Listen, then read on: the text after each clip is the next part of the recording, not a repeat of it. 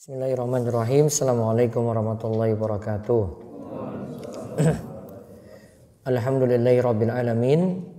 Hamdan katsiran thayyiban mubarakan fi kama yuhibbu rabbuna wa yardah. Wa asyhadu an la ilaha illallah wahdahu la syarikalah wa asyhadu anna Muhammadan abduhu wa rasuluh. Allahumma salli ala nabiyyina wa sayyidina Muhammad wa ala alihi wa man tabi'ahum bi ihsan ila yaumiddin. Allahumma inna nas'aluka ilman nafi'a wa rizqan thayyiba wa amalan mutaqabbalah. Puji syukur kita panjatkan pada Allah. Selawat dan salam semoga tercurah pada Nabi besar kita Muhammad sallallahu alaihi wasallam. Baik, para jamaah sekalian, kesempatan pagi ini kita kembali mengkaji fikih dasar dari kitab Bulughul Maram, pembahasan hadis. Dari pembahasan kita masuk pada bab yang baru, adab buang hajat. Bab qada'il hajah.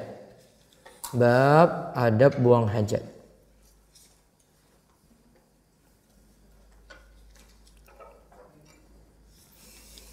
Nah, nanti kita lihat beberapa hadis di sini.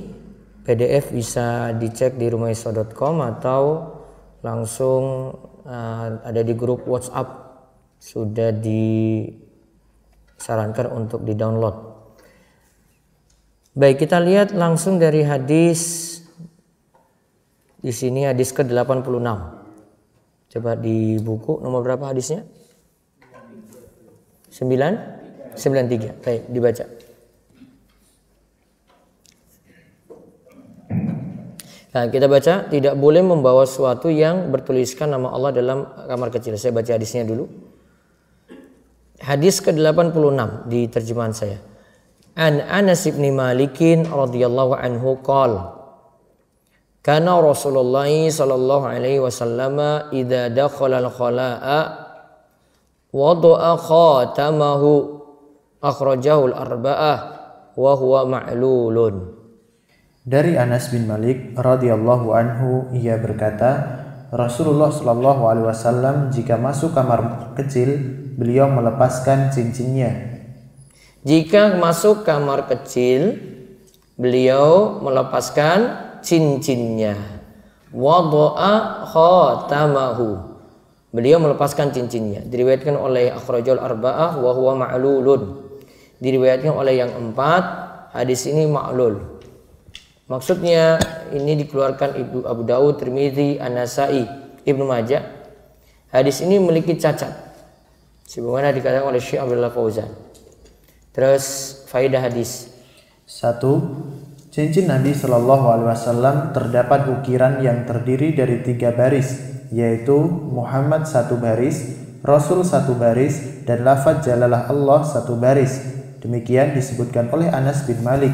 Ya, disebutkan oleh Anas bin Malik, tulisan Muhammad Rasulullah itu terdiri dari 3 baris. 1 baris tulisannya Muhammad, 1 barisnya lagi tulisannya Rasul, 1 baris lagi tulisannya lafaz Jalalah Allah.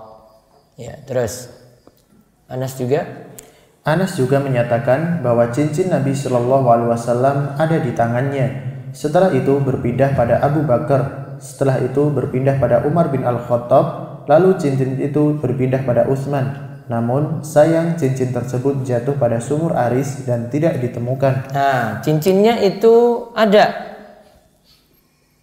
Setelah Nabi SAW wafat, berpindah pada Abu Bakar. Setelah itu berpindah lagi pada Umar. Setelah itu berpindah lagi pada Utsman. Nah, di tangan Utsman cincin tersebut jatuh. Akhirnya jatuh di sumur Aris. Dan tidak ditemukan lagi. Cincin itu jatuh di sumur Aris dan tidak ditemukan lagi. Jadi orang di zaman itu yang tahu peristiwa itu tidak menemukannya gitu. Maka kalau ada yang mengklaim menemukan cincin tadi, maka harus bawakan dalil lagi, itu benar nggak cincin milik Nabi Shallallahu Alaihi Wasallam yang jatuh dulunya di sumur Aris. Terus yang kedua, Membawa sesuatu yang terdapat nama Allah itu dimakruhkan. Nah, di sini dimakruhkan ketika masuk dalam kamar kecil. Ya, dimakruhkan ketika masuk ke dalam kamar kecil. Nah, ini yang kaitannya dengan ada buang hajat. Sesuatu yang ada nama Allah itu tidak dibawa. Tidak dibawa masuk ke dalam kamar kecil. Terus yang ketiga, jika yang dibawa masuk dalam kamar kecil bertuliskan ayat Al-Quran, jelas terlarang. Sebagian ulama menghukumi haram. Membawa seperti ini termasuk menghinakan Al-Quran. Nah, bawa ayat Al-Quran atau bawa mushaf Al-Quran. Jadi Al-Qurannya bentuknya dipegang terus dibawa masuk dalam kamar kecil, di dalam toilet.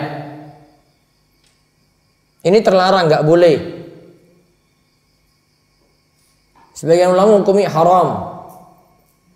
Karena apa? Sebabnya ini menghinakan Al-Quran, membuat Al-Quran itu jadi rendah.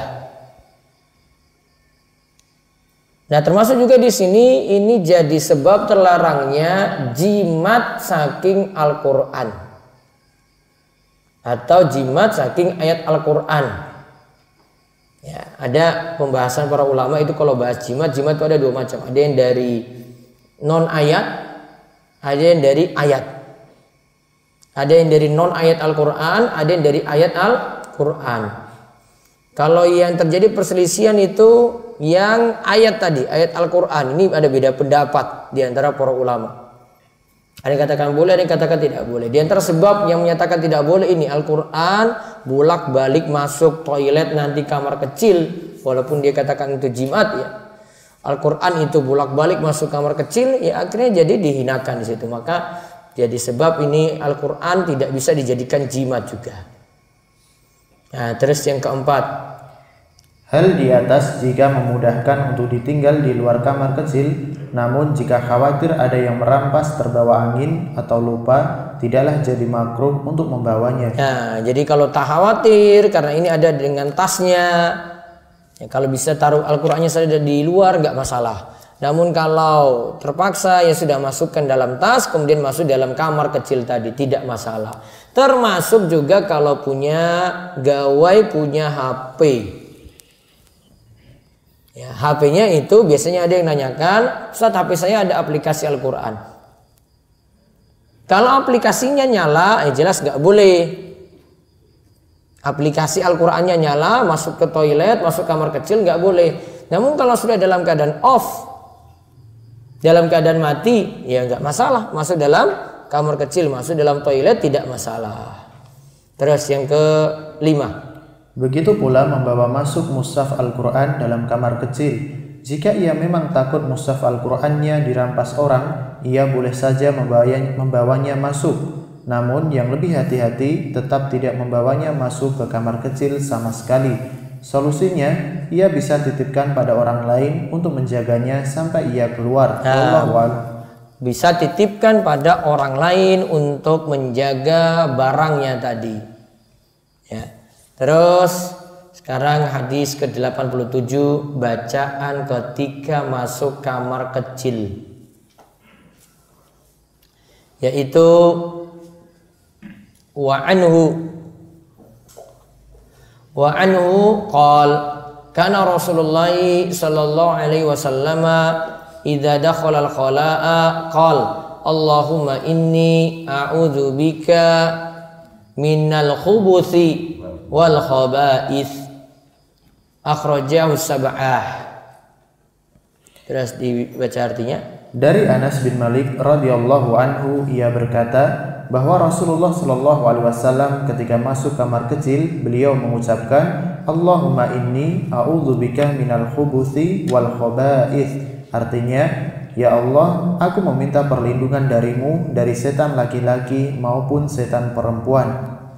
Diriwayatkan oleh yang 7. Ya, hadis riwayat Bukhari, Muslim, Abu Daud, Tirmidzi, An-Nasa'i, Ibnu Majah, Ahmad. Faedah hadis. 1. Jika akan masuk dalam kamar kecil, bacaan ini dibaca. Sedangkan kalau buang hajatnya di tempat terbuka, maka ketika akan membuka pakaian, lalu bacaan ini dibaca. Nah, bisa di dalam kamar kecil, bisa di luar. Tetap baca Allahumma inni a'udzubika minal khubuthi wal khaba'ith. Ya, bisa baca ketika di dalam kamar kecil, bisa ketika di luar. Terus.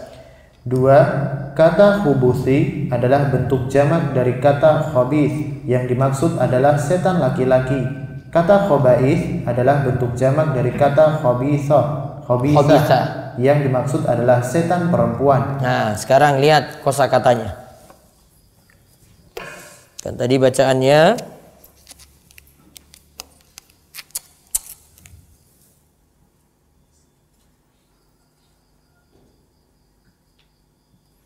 Allahumma inni a'udzu. Ya Allah, aku minta perlindungan bika padamu minal khubusi. Nah, sekarang yang kita bahas tuh minal khubusi.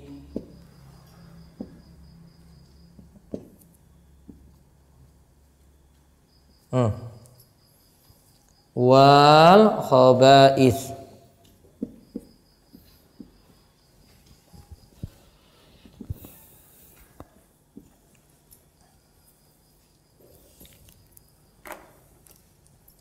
Khubusi itu berasal dari, itu bentuk jamak dari kata khabith. Ini khabith. Dari kata khabith.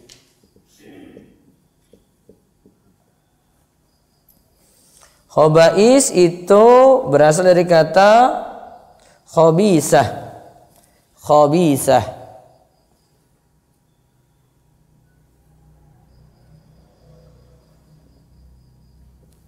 Khabisatun. Kalau diartikan ya, khabis itu setan laki-laki, ini setan laki-laki.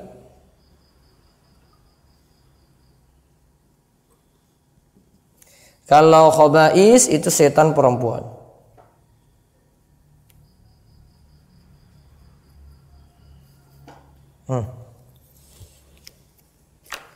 Ya. Nah, ada cara baca kedua lagi. Coba dibaca. 3. Bisa juga dibaca khubuthi, artinya kejelekan. Sedangkan khaba'ith berarti yang memiliki kejelekan. Bacaan ini berarti meminta perlindungan dari kejelekan dan pelaku kejelekan. Nah, lihat. Bisa juga ini khubuthi itu dibaca ba-nya ini minal khubuthi, ba-nya disukun. Beda loh. Kalau tadi ba-nya itu di dhamma, khubuthi. Kalau ini khubuthi. Ya. Khubuthi dengan khubuthi beda. Kalau khubuthi ba-nya sukun.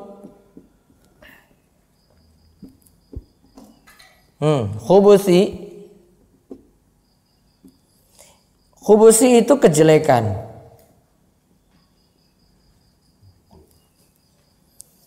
Pasangannya khaba'ith.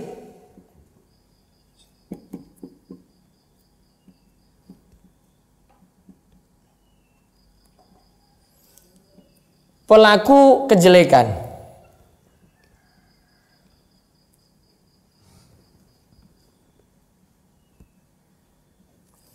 Ada dua cara baca ya. Ini 1, 2.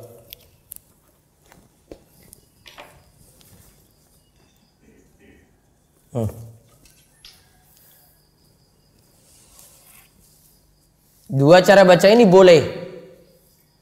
Nah, itu makanya bahasa Arab itu ada ya buku tidak pakai harokat. Nah, itu tujuannya kayak gitu. Memang asalnya dulu itu orang nganggo harokat. Ada dua cara baca. Ya. Karena nggak ada harokatnya.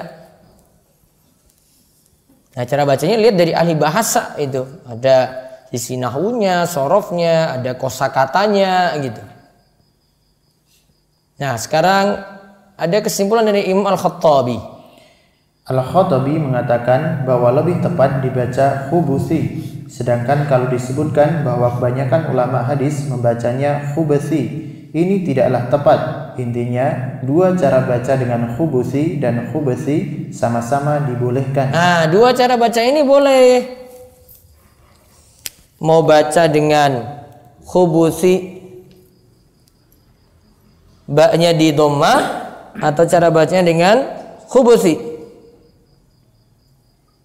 Ya. Baknya itu disukun, ya. Dua-duanya boleh. Jadi Imam Al-Khattabi katakan dua-duanya boleh. Tidak ada yang lebih kuat dari yang lainnya pendapat ini.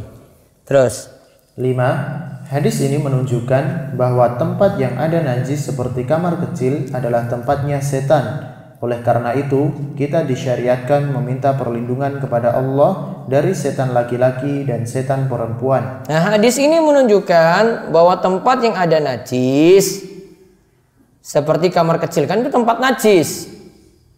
Itu tempatnya setan. Setan nongkrong di situ. Oleh karena itu, kalau mau masuk kita berdoa pada Allah, Allahumma inni a'udzubika minal khubuthi wal khaba'is. Ya. Kita minta perlindungan kepada Allah dari godaan setan laki-laki maupun setan perempuan. Sehingga kalau itu tempatnya setan, seperlunya. Ora sah suwe-suwe. Ya. Gak malah hafalan di situ. Hafalan lagu. Album campur sari muneh. Karena tempatnya setan, jangan lama-lama, sesuai hajat gitu. Ya. Baik, itu kesimpulannya, bacaan ini diamalkan ketika masuk kamar kecil, baik yang di dalam ruang bangunan khusus atau nanti di luar.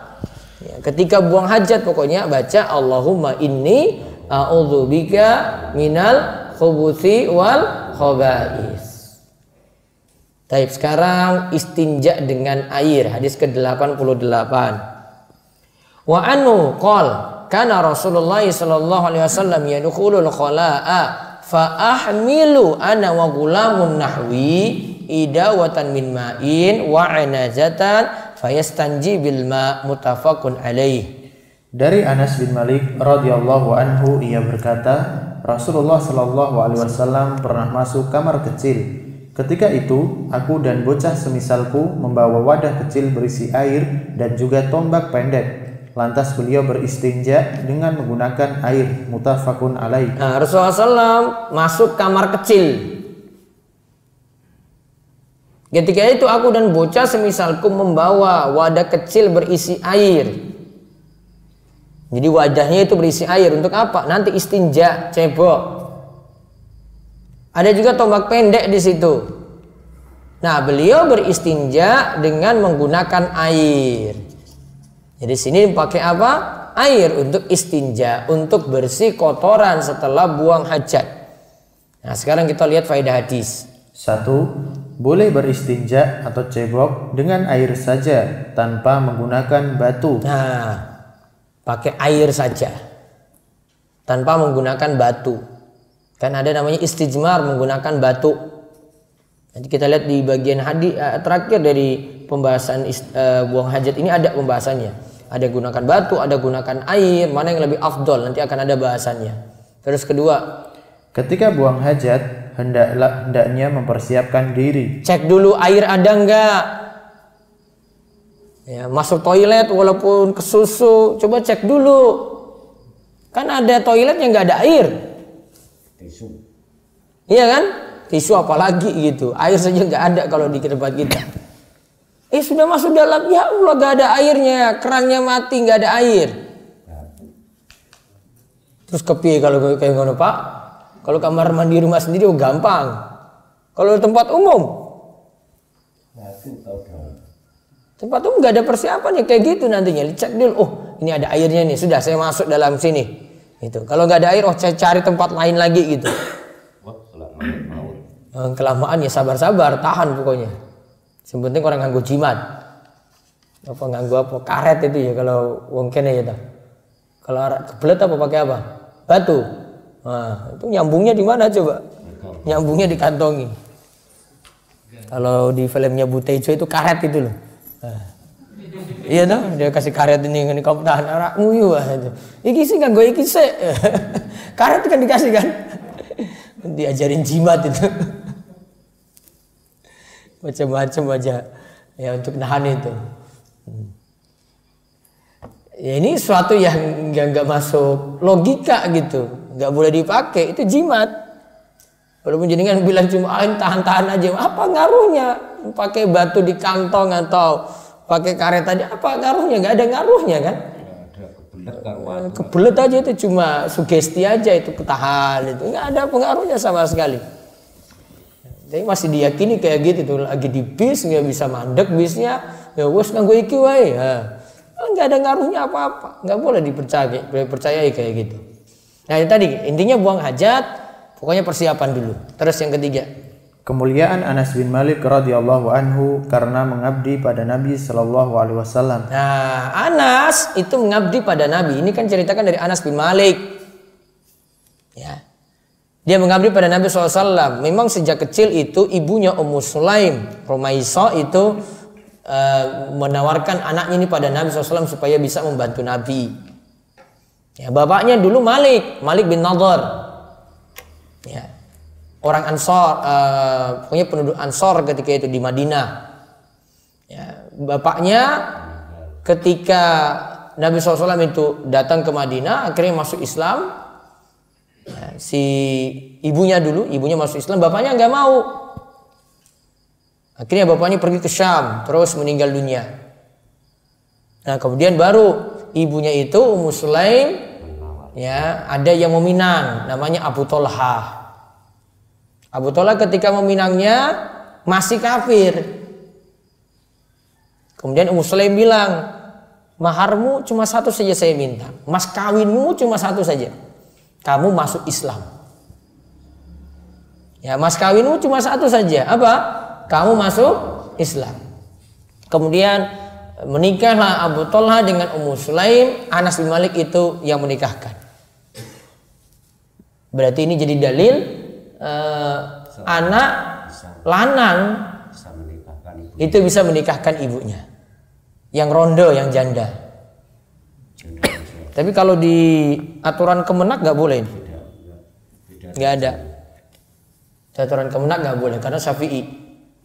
Syafi'i tidak boleh anak menikahkan ibunya, dia jadi wali untuk ibunya, nggak boleh. Karena kan urutannya apa? Ayah, kakek, terus saudara, terus anak saudara apa berarti? Keponakan, ya. Terus keponakan, terus paman. Habis paman baru anak dari paman, sepupu. Anak lanang nggak bisa. Ada alasan sendiri kalau dalam mazhab Syafi'i. Ini menunjukkan bolehnya. Nah, kemudian dinikahkan, terus kisahnya yang berikutnya lebih bagus, kisahnya Abu Tolha dengan Ummu Sulaim. Ketika putranya Abu Tolha Ummu Sulaim itu meninggal saat kecil, Ummu Sulaim tidak kabari. Ya kalau zaman kita itu yang nggak di WA, nggak di SMS, pokoknya ketika pulang ya cuma biasa saja. Padahal sudah dikubur putranya tadi. Nah terus dilayani malam itu, malam istimewa. Kemudian hubungan intim setelah sebelumnya itu makan malam, baru kemudian sudah selesai hajatnya baru diberitahu. Gimana kalau kamu punya titipan, terus yang nitip ambil lagi, boleh atau tidak? Jawabannya apa? Boleh.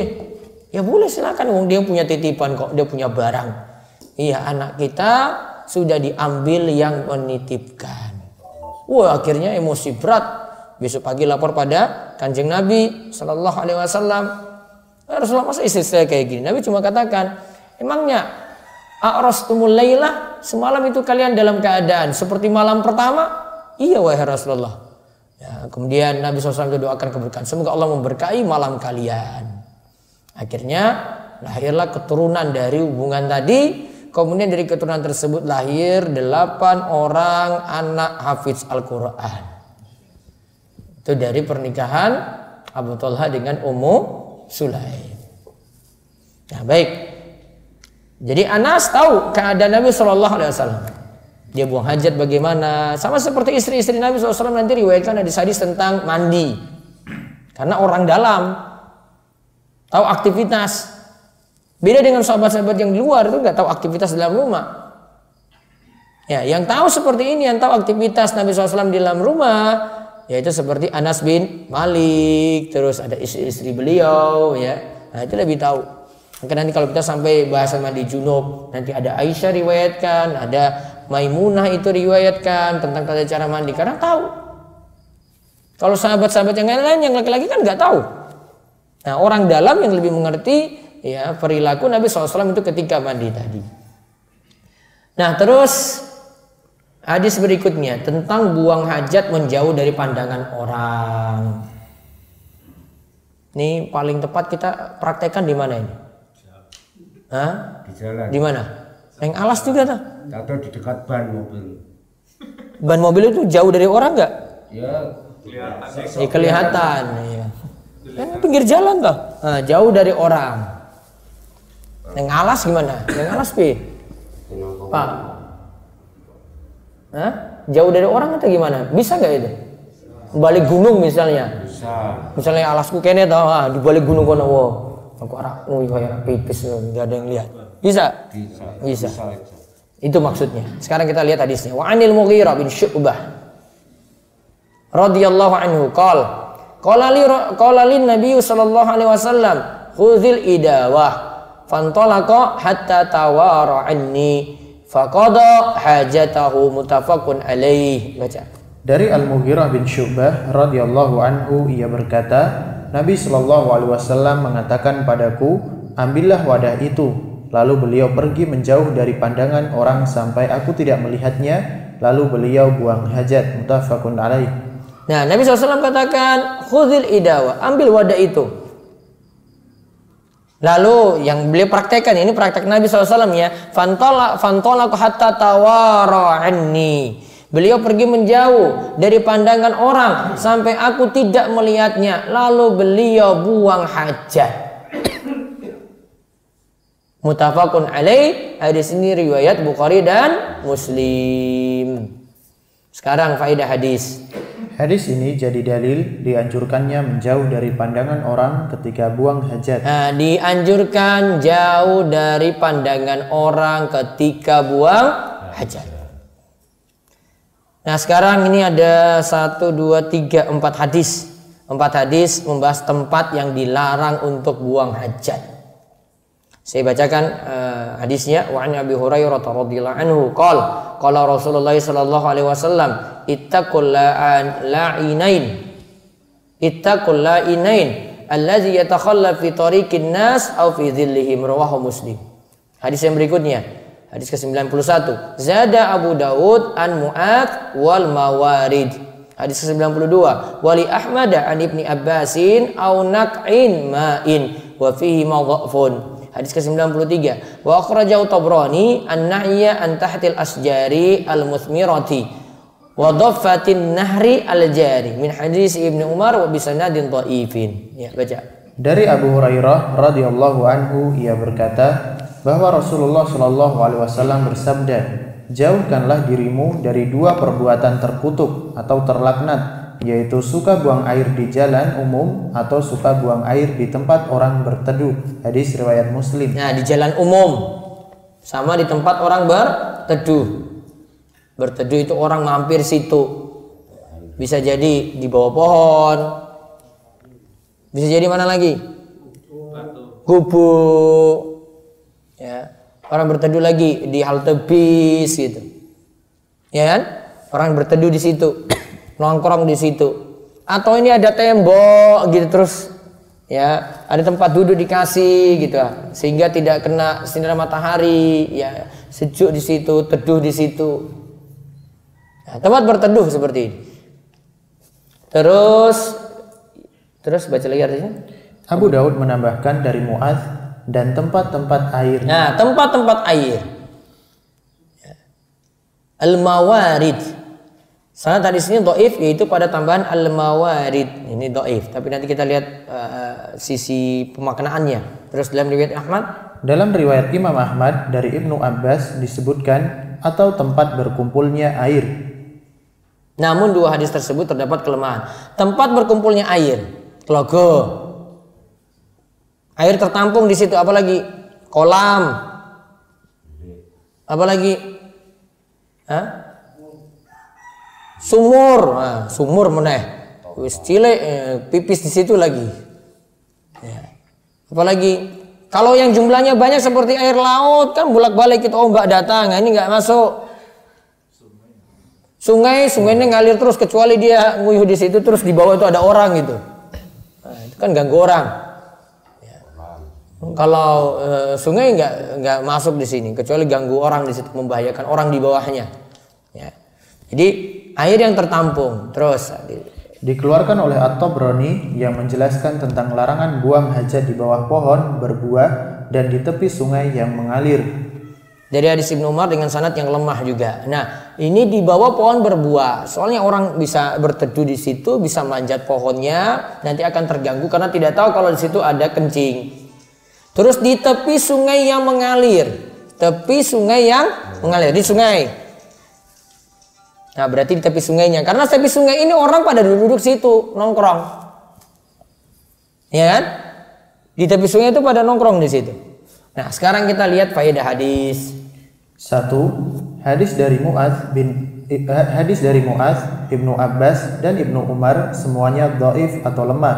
Namun maknanya benar karena semakna dengan hadis Abu Hurairah yang diriwayatkan oleh Muslim. Nah, Mu'adz, hadis Ibnu Abbas dan Ibnu Umar semuanya dhaif, semuanya lemah. Namun maknanya benar. Jadi digarisbawahi maknanya benar nih. Karena ada hadis-hadis umum yang mendukung, ayat-ayat juga mendukung. Karena tempat-tempat tadi itu ganggu orang lain dengan adanya kencing di situ. Karena semakna dengan hadis Abu Hurairah yang diriwayatkan oleh Imam Muslim nomor 90 tadi. Semuanya semakna. Maka Ibnu Hajar berani menyebutkan walaupun dhaif. Nah, terus kaidah syariat. 2. Kaidah syariat. Segala sesuatu yang mengganggu orang lain dihukumi haram. Nah, ganggu orang lain dengan buang air kecil di situ.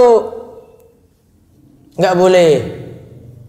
Allah berfirman, "Walladzina yu'dzunal mu'minina wal mu'minati bighairi maktasabu faqad ihtamalu buhtanan wa ismam mubina." Dan orang-orang yang menyakiti orang-orang yang mukmin dan mukminat tanpa kesalahan yang mereka perbuat, maka sesungguhnya mereka telah memikul kebohongan dan dosa yang nyata. Ayat ini menerangkan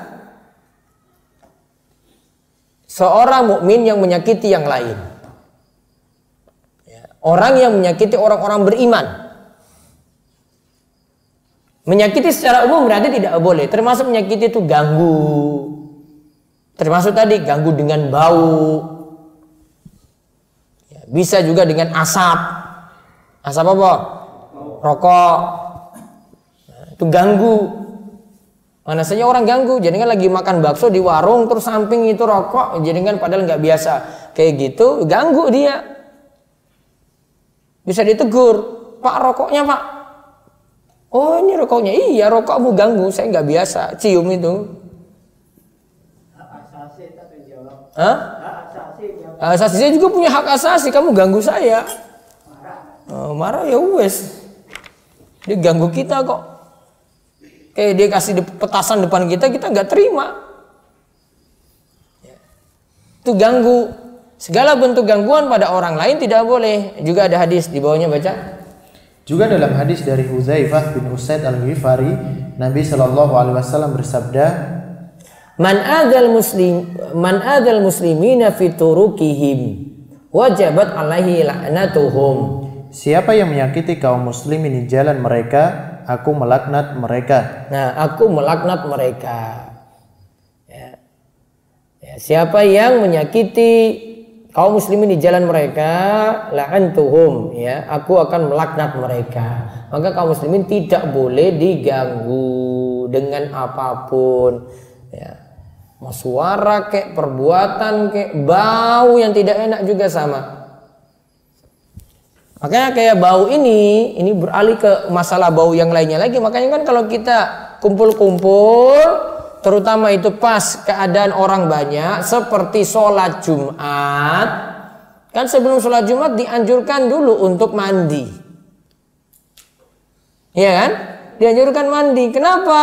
Biar baunya tidak ganggu orang lain. Karena saat itu berkumpul orang banyak. Ini lebih dari sholat 5 waktu. Nah, terus yang ketiga. Tidak boleh buang hajat di tempat yang bisa mengganggu manusia. Dampak jeleknya adalah ada najis, timbul suatu yang kotor, dan timbul bau busuk yang tidak enak. Tidak boleh buang hajat di tempat yang bisa mengganggu manusia. Itu kaidah umum ya. Yang ganggu manusia di situ. Telaga itu ganggu orang di situ. Pinggir jalan ganggu orang kan di situ. Dampaknya apa? Satu, ada najis.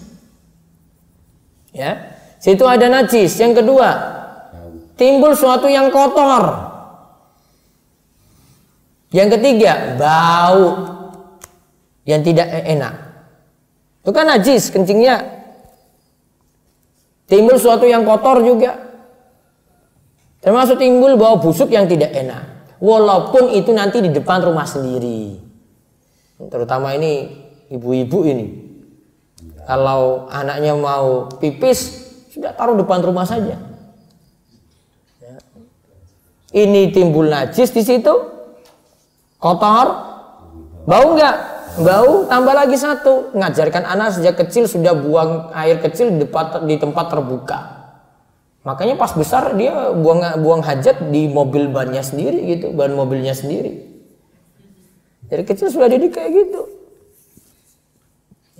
Kekurangan kita itu dari dulu ngajarin gitu terus mau simbah-simbahnya kayak anak ini orang tuanya kayak sama, nggak boleh. Sejak dari kecil itu diajarin. Nah terutama kalau kencing ini karena sebab siksa kubur, nanti ada hadisnya. Sebab siksa kubur itu karena apa? Kencing. Itu paling banyak itu karena kencing itu tadi. Terus yang keempat, tidak boleh buang hajat di jalan yang dilewati oleh orang. Nah, jalan dilewati orang nggak boleh. Yang kelima, tidak boleh buang hajat di tempat bernaungnya manusia seperti pada pohon dan tembok, juga gunung. Nah, pada pohon, tembok dan juga gunung. Terus yang keenam, tidak boleh buang hajat di tempat yang air diminum di situ. Air diminum di situ. Ya. Apa contohnya nih? Air diminum di situ. Telaga tadi, apalagi itu telaga orang ambil air, ya sumur. Ya, kalau sungai pas di situ juga orang lagi ambil air nggak boleh. Ya. Atau ada mata air gitu ya, ada mata air. Sini mata air nggak ada ya?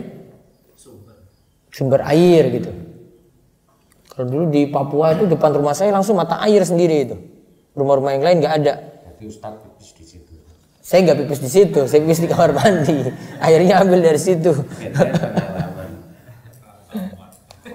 Airnya dari gunung, terus pas depan rumah itu orang tua beli tanah, ada airnya. Jadi sejak kecil saya sudah punya kolam renang sendiri itu, karena airnya di situ. Bukan sombong, air kotor kok, belum diambil jernikan kok. Namanya bocah. Nah. Terus berapa? 5, 6, 7. Tidak boleh buang hajat di tempat berkumpulnya air. Tempat berkumpulnya air tadi ya, tidak boleh. 8. Tidak boleh buang hajat di bawah pohon yang berbuah sehingga buah jatuh di situ dan jadi najis. Padahal orang lain butuh mengambilnya. Nah, coba lihat buahnya pas jatuh ada kotoran di bawah coba. Kan orang nggak tahu gitu.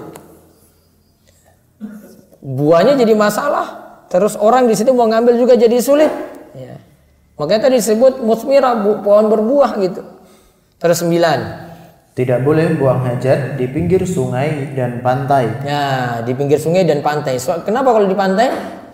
Ya orang bolak-balik jalan. Kalau dia langsung ke tengah gitu orang masalah. Ya. Kalau di pinggir kan masih ada orang di situ. Apalagi buang air besar coba lihat. Pas kotorannya dia ganggu aja. Walaupun dia bilang nanti ombak nanti yang ini, enggak, buktinya masih ada gitu ombak, enggak pergi-pergi bawa itu pergi, enggak. Nah, terus hadis yang terakhir untuk hari ini, menutup diri dan dilarang bicara saat buang hajat. Ya, menutup diri tertutup, ya. Terus dilarang berbicara saat buang hajat, enggak ngobrol. Ngobrol gimana itu ya? Oh, kamar mandinya nyambung gitu ya. Oh iya. Ngobrol. Termasuk juga kalau ngobrol sini nggak boleh main game. Kalau anak-anak sekarang itu main game, dia bawa masuk HP dalam main gitu sampai rampung. Ya. Dia main PUBG kayak main apa kayak masuk dalam itu main. Anak sekarang itu. Nah, terus kita lihat hadisnya. An Jabir radhiyallahu anhu qala Rasulullah sallallahu alaihi wasallam, "Idza taghawwata ar-rajulani falyatawara kullu wahidin minhuma an sahibihi wa la yatahaddasa fa innallaha yamkutu ala dzalik." Rawahu Ahmad wa Sahih Ibnu Sakkan wa Ibnu Al-Qattan wa huwa ma'lulun. Dari Jabir radhiyallahu anhu ia berkata, Rasulullah shallallahu alaihi wasallam bersabda, apabila dua orang buang hajat, hendaklah masing-masing bersembunyi dan tidak saling berbicara, karena Allah membenci perbuatan yang demikian itu. Nah, disebut di sini Allah membenci. Fa innallaha yamkutu ala dzalik. Allah membencinya. Diriwayatkan oleh Ahmad, disahihkan oleh Ibnu Sakkan dan Ibnu Qattan, namun di sini ma'lul, punya cacat. Cacatnya itu kata Syekh Abdullah Fauzan ada 3. Mutharib, jahala, ada ketidakjelasan, mutharib dalam matan. Jadi mutharib dalam matan dan sanad. Ya, artinya ada sesuatu yang berbeda, riwayat ini berbeda sendiri, ini berbeda lagi, ini berbeda lagi. Faedah hadis. 1. Wajib menutup diri saat buang hajat. Wajib menutup diri saat buang hajat. Ini terutama tempat terbuka nih. Wajib menutupi diri. Kalau ada sudah di tempat tertutup, pintunya ditutup.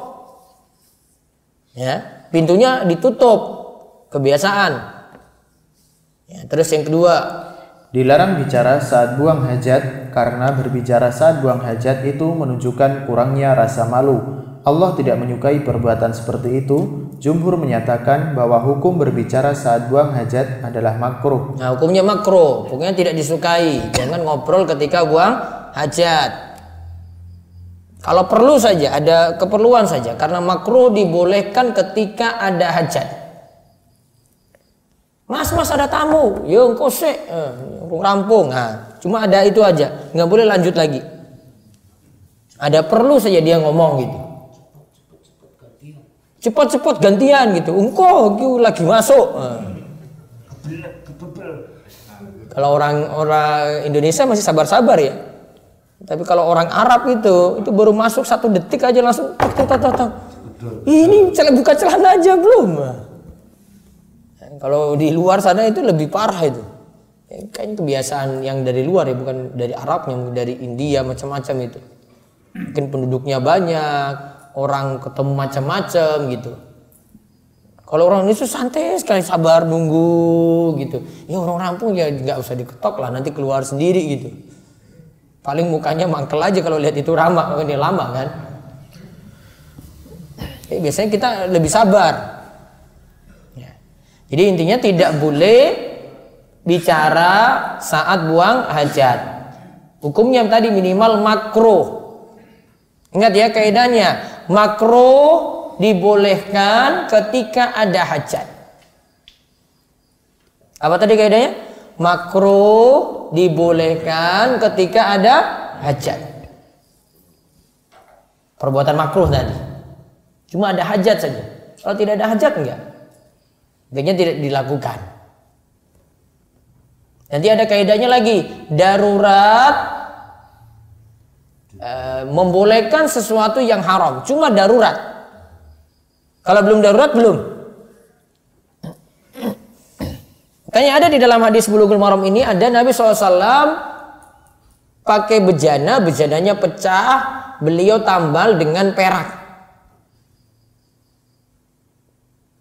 Padahal perak itu tidak boleh jadi bejana, nggak boleh jadi wadah. Tapi Nabi SAW ambil perak kemudian ditambali tadi wadahnya atau bejananya.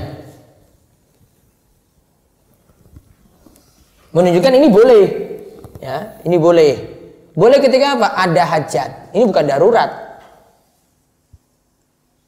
Tapi kalau keadaan darurat, nanti kalau keadaan darurat membolehkan sesuatu yang diharamkan. Dua hal bertemu nih. Kita timbang-timbang. Ini haram, ini haramnya lebih parah. Ambil yang lebih ringan. Contoh, dia berada di daerah dokter kandungan, itu cuma laki-laki saja. Ya, dokter kandungannya cuma laki-laki saja. Cari dokter perempuan nggak ada, dokter kandungan perempuan nggak ada. Darurat nggak? Darurat. Saya nggak ada tempat lain nih. Istri saya mau periksa, istri saya mau melahirkan. Berarti boleh sesuatu yang tidak boleh tadi jadi boleh ketika darurat. Itu darurat nggak tadi? Darurat. Namun kalau di Gunung Kidul pripun? Ada nggak? Dokter kandungan perempuan ada nggak? Ada. Ya sudah, cari perempuan berarti. Ya, cari perempuan dulu. Ada perempuan, ya sudah, ke ibu-ibu dulu. Diurus sama yang perempuan, amannya kayak gitu. Ada bidan juga. Bukan hanya ada dokter, ada bidan juga bisa. Nah, terus yang ketiga. Jika ada hajat untuk berbicara, tidaklah masalah. Bahkan dalam satu kondisi bisa dikatakan wajib. Nah, wajib. Ya, dia tahu mungkin harus teriak gitu, harus apa gitu dari dalam. Tahu ada peristiwa di luar yang dia dengar gitu. Nah, dia bicara. Kadang bisa sampai wajib. Ada orang yang butuh ditolong, dia teriak gitu dari dalam gitu. Ya. Atau mungkin dia terkunci dalam kamar mandi gitu ya. Dia teriak. Mas nggak boleh bicara dalam kamar mandi. Ya aku kekunci di kepiye. Nggak pakai aturan gitu. Mau teriak ya teriak. Tolong ini kekunci. Dia minta tolong, wajib. Jadi wajib. Dan tadi tidak berlaku karena jadi wajib, hukumnya berubah. Nah, baik, nanti di pertemuan berikutnya, insya Allah Sabtu depan, ya, kita nanti bahas menyentuh kemaluan itu boleh enggak dengan tangan kanan. Terus ada buang hajat yang lainnya sampai nanti posisi buang hajatnya ini gimana? Boleh menghadap kiblat atau tidak? Nah, itu nanti kita bahas di pertemuan berikutnya insya Allah. Baru setelah ada buang hajat, baru masuk mandi junub. Baik, ada pertanyaan silahkan. Ya, coba mic. Nah, ini mic. Ini coba, ini Pak, ini. Ini aja. Ya. Ya, nanti pertanyaannya dari sini, terus dari Zoom setelah itu, nanti dari Radio DS juga, silakan. Monggo. Assalamualaikum warahmatullahi wabarakatuh. Ya, waalaikumsalam warahmatullahi wabarakatuh. Yang kami tanyakan tidak dulu sewaktu mungkin belum ada tisu ya. Kalau belum ada tisu ya. Sewaktu di ladang itu biasanya membersihkan kotoran anak-anaknya itu dengan daun. Biasanya nyebut daun itu, kemudian untuk membersihkannya. Nah, gimana itu? Baik. Boleh menggantikan air dengan sesuatu yang lain asal memenuhi 3 syarat. Menggantikan apa tadi? Air. Kan pokoknya tetap air dulu ya. Kita itu yang bersih, yang paling bersih ya air. Kalau ada, misalnya pas musim kering atau di ladang itu nggak ada air. Nah ini boleh ganti dengan benda lain asalkan terpenuhi 3 syarat.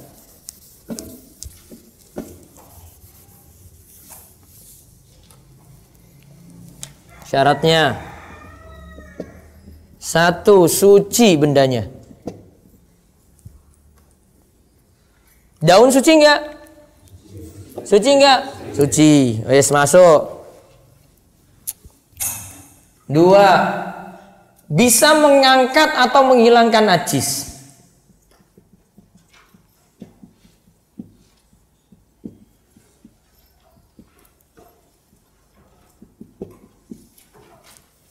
Daun bisa nggak?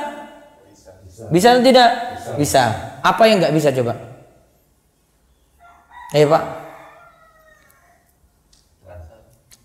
Kocok.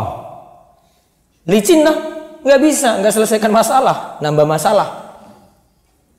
Ya, bisa mengangkat najis. Daun tadi bisa nggak? Bisa, wes masuk. 3. Bukan sesuatu yang berharga. Nganggo duit 1000. Ya. Nganggo roti. Masih punya nilai toh? Masih. Atau itu ada milik yang lain. Kucing ada di ladangnya, ditarik kucing tadi, dibersihin pakai ekor kucing. Nah, nggak bisa.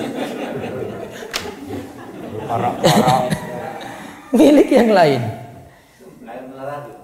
Suci, tadi daun suci nggih. Terus bisa menghilangkan najis nggak daun? Bisa. Sesuatu yang berharga? Enggak kok. Enggak ini. Tisu juga sama. Tisu kan suci. Ya kan? Terus bisa menghilangkan najis tisu? Bisa. Terus sesuatu yang berharga? Enggak, ini tisu toilet. Ya walaupun beli, tapi kan khusus, peruntukannya khusus. Baik. Terus ada lagi? Ya. Mic sana dulu ya. Assalamualaikum warahmatullahi wabarakatuh. Waalaikumsalam warahmatullahi wabarakatuh. Ya, langsung saja. Misalnya ini wudhu di kamar mandi, di kamar mandi itu bersih, tidak ada kloset Wudhu di dalam kamar mandinya bersih, resik, terus tidak ada kloset, itu masih dibolehkan. nggak ada kloset, masih boleh. Makasih. Berarti situ cuma pipis saja misalnya Ji. Nah, yang penting disiram, bersih tak? Sudah nampak, sudah nggak ada bau lagi. Setelah itu buang hajatnya sudah nggak ada. Nah, setelah itu wudhu boleh. Baik. Ada lagi depan.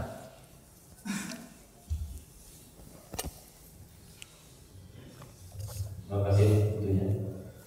Bagaimana hukumnya kebiasaan atau sesering kalau mau masuk di kamar umum khususnya itu biasa membuang air yang masih sisa di ember karena di sini Jadi ada air dalam ember cilik.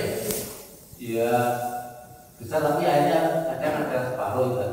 Yang ember atau suci itu karena kuatnya di situ kalau umum itu kan kadang mau masuk sebenarnya jalur tertentu dari wajar kotor atau najis sering membuang. Nah, itu sebenarnya dari pemahaman ini airnya itu kurang dari 2 kullah. Karena kecil kan ini wadahnya toh. Jadi kalau air itu cuma 2 kullah. 2 kullah kurang lebih 170 liter.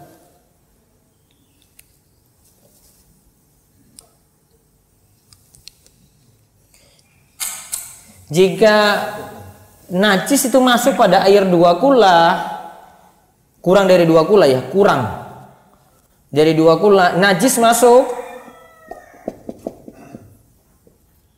maka dihukumi najis walaupun nggak berubah, sak tetes wae ya. Maka untuk hati-hatinya biasanya langsung dibuang. Namun kalau airnya sudah lebih daripada 2 kullah, lebih dari 170, ya, lebih daripada 170 liter, ukuran baknya itu 1 meter kali 1 meter kali 20 cm. Ya. Kalau sudah lebih dari ini aman. Nah ini biasa praktek mazhab Syafi'i. Jadi amannya dia buat air banyak, kalau banyak dia tidak buang. Namun kalau kecil, hati-hatinya dia buang gitu. Namun sih ada pendapat yang lainnya, air tersebut masih suci selama kita nggak tahu kalau itu jadi najis dengan bau, rasa atau warna yang berubah. Ya kalau ada yang kayak gitu biarin aja gitu. Kalau kebiasaan sering masuk itu kan kita nggak tahu itu najis atau enggak itu masuk. Berarti asalnya suci. Kan itu baru perasaan toh. Aduh ini nanti najis ya. Itu kan baru ragu-ragu. Boleh juga enggak? Ya buang juga boleh ya, namun rugi kalau buang Gunung Kidul. Apa-apa dibuang terus. Kalau masuknya 5 kali dalam 1 jam coba. Iya toh entek itu. Kalau buang terus ya ini. Kalau saya masuk kamar mandi nih ya, ada ember kecil dah, isi air dah. Ya sudah saya pakai. Wong saya nggak tahu apa-apa kok. Gini kan itu kalau saya tahu nggak digital. Terus yang dibuka, yang itu ada di bawah gitu kan. Dia khawatir kalau tadi orang pas kencing. Kan nggak tahu. Sudah kalau nggak tahu pakai aja. Toiletnya bisa tinggi ya. Saya itu cuma toilet yang ini. Nanti kapan-kapan kalau kalian ke Masjid LDI deh. Toiletnya itu tinggi, bukan tinggi. Lubangnya itu sampai bawah sekali lubangnya. Iki atasnya tuh. Di Mogiri itu saya masuk. Apa cerak pasar sapi itu. Jadi ini lubang atas sudah. Lubangnya itu begini. Jadi kotoran kita jatuh di sini langsung gitu loh. Ini dalam banget jadinya. Saya masuk dalam itu, waduh, ini dalam banyak banget ini. Saya sudah nganggap aneh nih. Ini apa nih? Banget sih, botol atau toiletnya itu aneh nih. Apa tujuannya coba? Apa? Iya biar nggak balik. Ya kotorannya jatuh ya nggak naik nggak ini kan nggak ciprakan ke atas kan. Kita pun terlalu berlebihan. Kayak gitu itu loh. Baru seumur hidup baru lihat toilet kayak gitu. Ini kok jeruk banget ya Kim.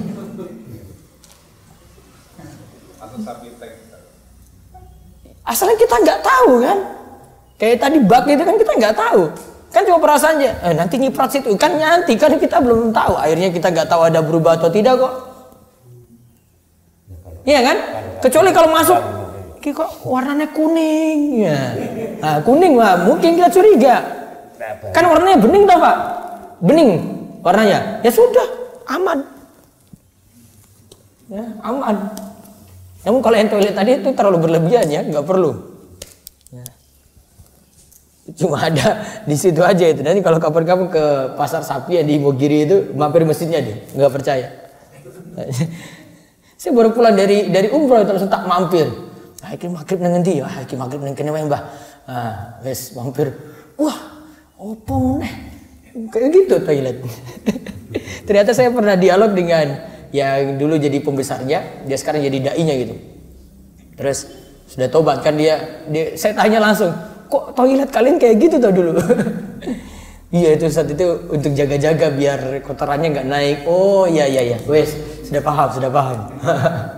Saya tanya langsung. Ada lagi mana? Boleh.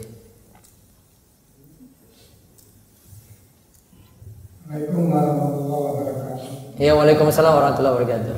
Ustaz yang ingin saya tanyakan berkaitan dengan doa karena doa tadi diawali dengan kita konserus. Apakah itu disyaratkan atau gimana?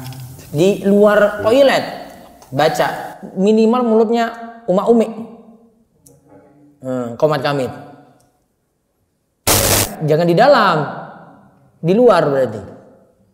Terus yang kedua itu berkaitan dengan buang hajat kecil atau pipis. Kalau jauh dari daun ataupun batu bisa. Jauh dari apa? Daun dan batu. Jauh dari daun dan batu. Terus Ya. dihilangkan atau diusap dengan gabus rokok.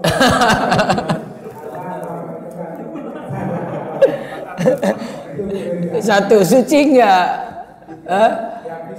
Iya, suci atau tidak? Oke, bos didik. Gabus rokok tadi toh, saya tanya ini, suci enggak? Jorong kok orang yakin? Coba gue ngomong najis depan perokok coba. Suci toh? Bisa hilangkan enggak? Saya kira gur cilik kok, gur semene. enggak maksudnya bukan. Tapi bolak balik. Oh mungkin ada 5 mungkin gitu ya, terus di Iya wes ya taruhlah hilang lah, ya hilang ya. Sesuatu yang berharga enggak? Enggak. Ya wes ora apa-apa. Cilik iku lho. Gus mene. Maksudnya kan ada 10 kayak tali. Ada 10 di tali mungkin ya Pak ya. Ya tapi kurang gawean juga nama-nama. Serak suwen. Ada lagi coba. Coba. Ya, waalaikumsalam warahmatullahi wabarakatuh.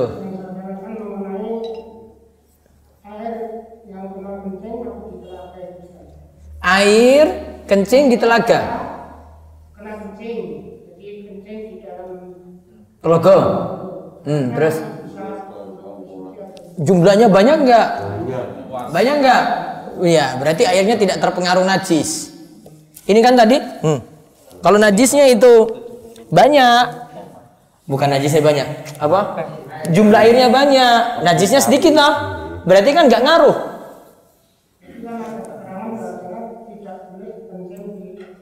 Tapi tidak boleh kencing di air tergenang. Kalau kecil.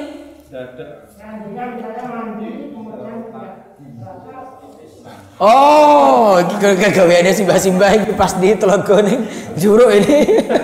Gompol. Jadi pas mandi situ toh. Terus sekalian aja lepas gitu ya. Iya. Ya makruh lah minimal. Ganggu orang soalnya. Ya sudah terlanjur ya wes kepiye meneh.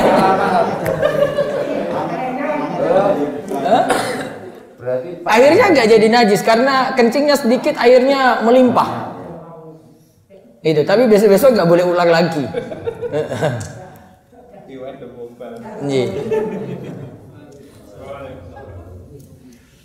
Nah, sekarang beralih ke Zoom. Monggo.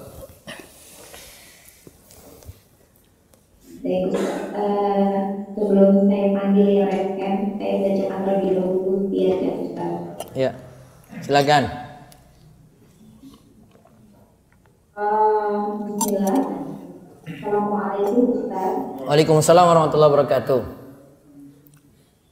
Ustaz, saat istinja dan tidak ada air, bolehkah dengan tisu basah saja, apakah dan paku beralkohol dipakai di baju, bolehkah dipakai sholat?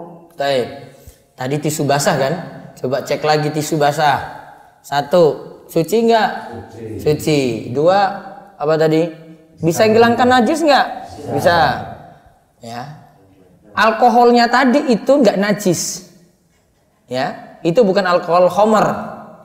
Nanti saya bahas ini besok Senin ini. Saya bahas tentang alkohol. Ya. Senin pagi. Alkoholnya buatan najis, enggak najis. 3, sesuatu yang berharga enggak?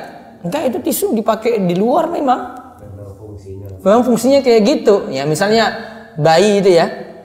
Biasanya ibu pakai untuk bayi gitu kan. Cari-cari air sulit gitu ya, sudah.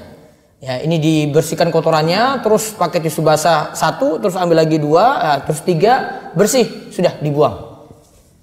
Kan terpenuhi tadi. Suci bisa hilangkan karena pakai berulang kali kan. Terus ini bukan sesuatu yang berharga karena khusus untuk itu saja. Ya, terus yang kedua silakan dari Zoom. Pertanyaan kedua masih via chat. Ya. Assalamualaikum Ustaz. Waalaikumsalam warahmatullahi wabarakatuh. Saat sedang buang air kecil, ketika mau berdiri tanpa disadari ada air seni keluar dan mengenai celana dalam. Sedang waktu sholat telah tiba dan sedang di perjalanan jauh, itu bagaimana Ustaz? Berarti dia membawa pakaiannya. Ya. Berarti itu najis, kena pakaian berarti pakaiannya najis. Caranya ambil air seperti kita cuci celana tadi. Jadi dibuat basah gitu, dihilangkan. Nah, sudah yakin hilang bau, ya, warnanya sudah boleh dipakai. Nggak mesti dia pakai yang baru, tapi dia cuci lagi gitu. Bisa. Terus satu lagi. Baik, untuk yang raise hand, saya panggil Ibu Puji.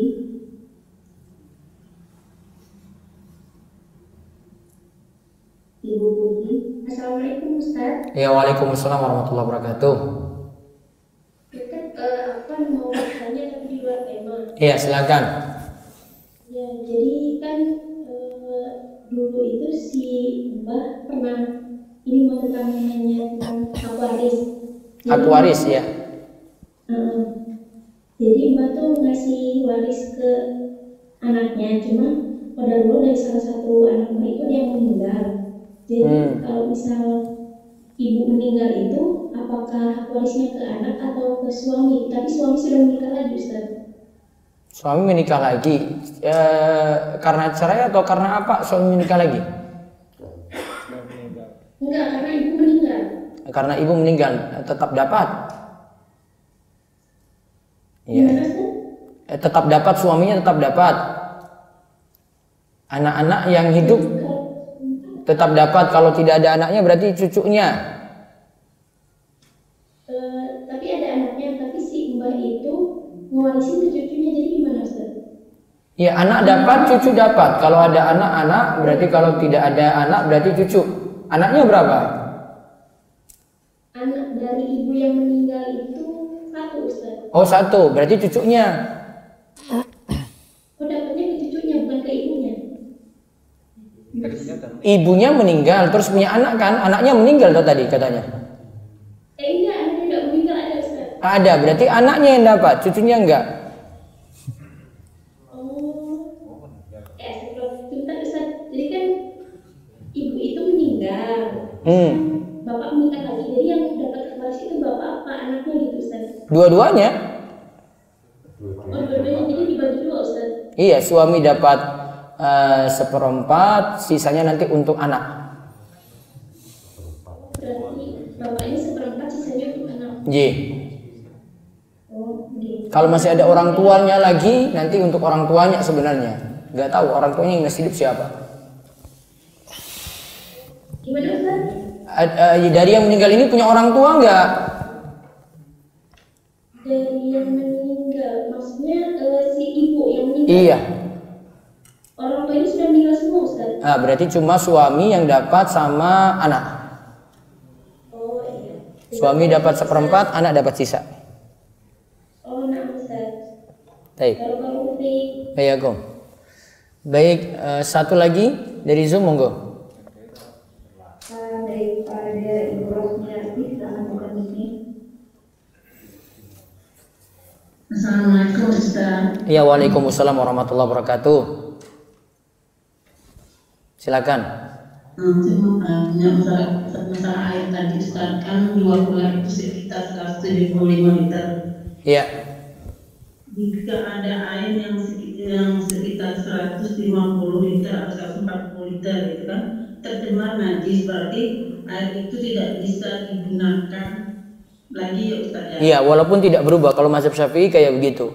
Airnya kurang dari 2 kula kemasukan najis, tidak dipandang berubah ataukah tidak, dihukumi najis, dibuang semuanya berarti. Gitu. Gimana kalau kita tambah aja, Ustaz, air dari bakal itu? Bisa juga tambah, nanti lebihi 2 kula.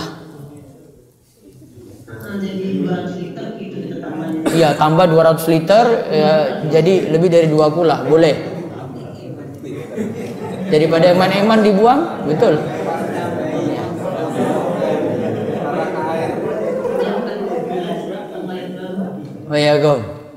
Baik, Mas Rudi ada WA, baca dulu.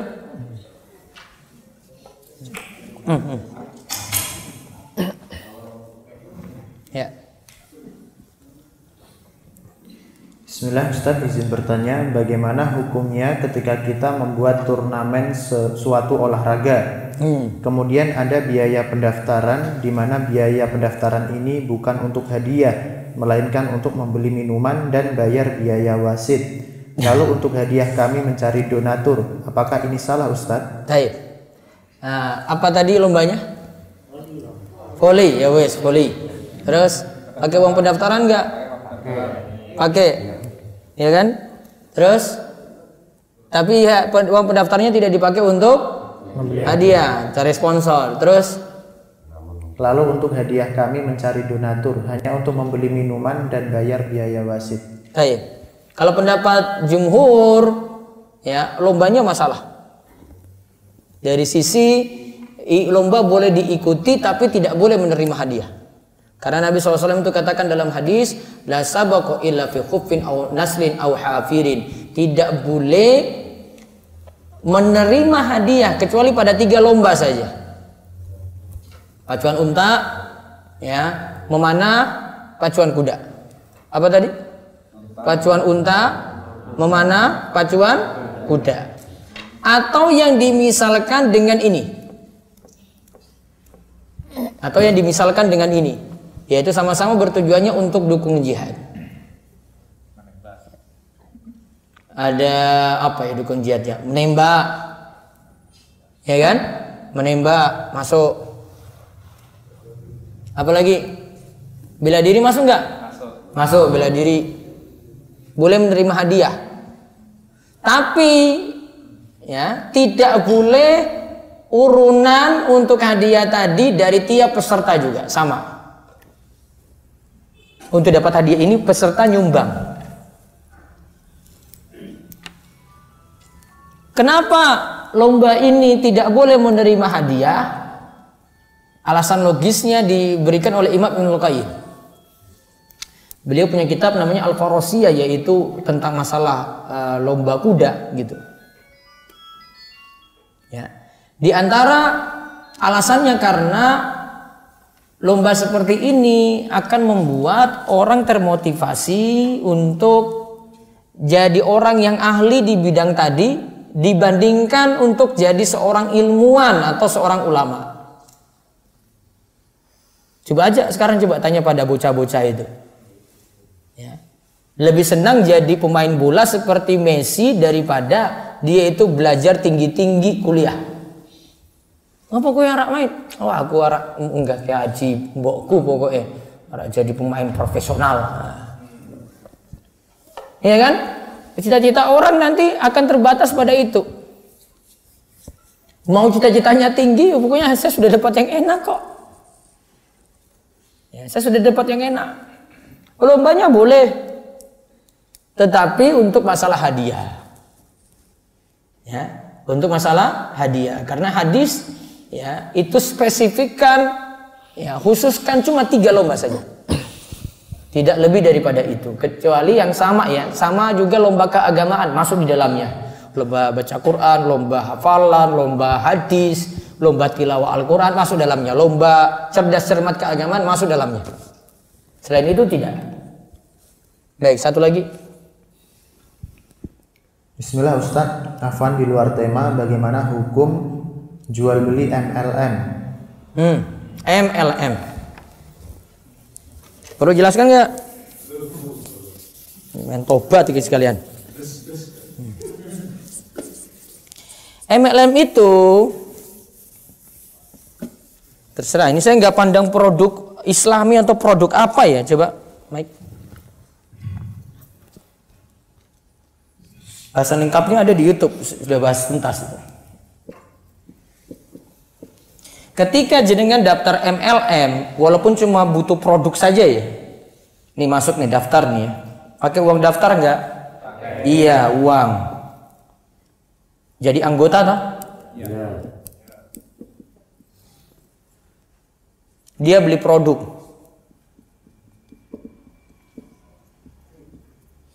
Produk A ya. Sejatinya produk ini nggak diincar. Produk ini untungnya sedikit.